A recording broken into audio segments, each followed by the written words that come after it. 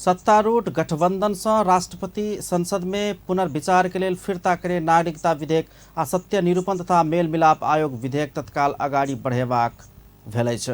मंगल दिन 12 में बैसल 5 दलीय सत्ता गठबंधन के बैसार से दूटा विधेयक अगाडि बढ़ेबाक सहमति कयल गेल। सरकारक प्रवक्ता एवं संचार तथा सूचना प्रविधि मंत्री ज्ञानेन्द्र बहादुर कार्की जनतब देलनि छ। ओ विचार के बाद संचारकर्मी सब संगे बातचीत करैत राष्ट्रपति संदेश सहित नागरिकता विधेयक फिर्ता केला के बाद सजिया धारणा बनाकर तत्काल संसद में पेश करबाक सहमति भेल धारणा रखलेने छ। मंत्री कार्की राष्ट्रपति के भेल संवैधानिक अधिकार बमोजिम नेपाल नागरिकता ऐन 2063 के संशोधन कर बनल विधेयक संसद में फिर्ता आयल धारणा रखलेने छ।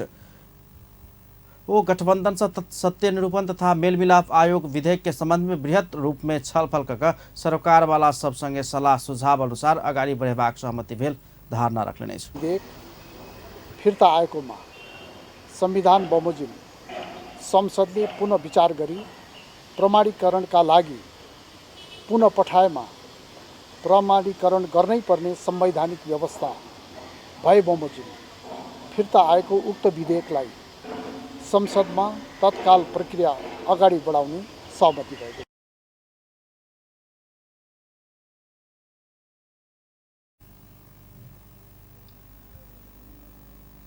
मंत्री कार्की गठबंधन से सरकार वाला मानवाधिकार कर्मी विभिन्न तह आ तबका लगायत पीड़ित व्यक्ति तथा संघ संस्था सब देने सुझाव के समीक्षा आ विश्लेषण करत शांति तथा मेलमिलाप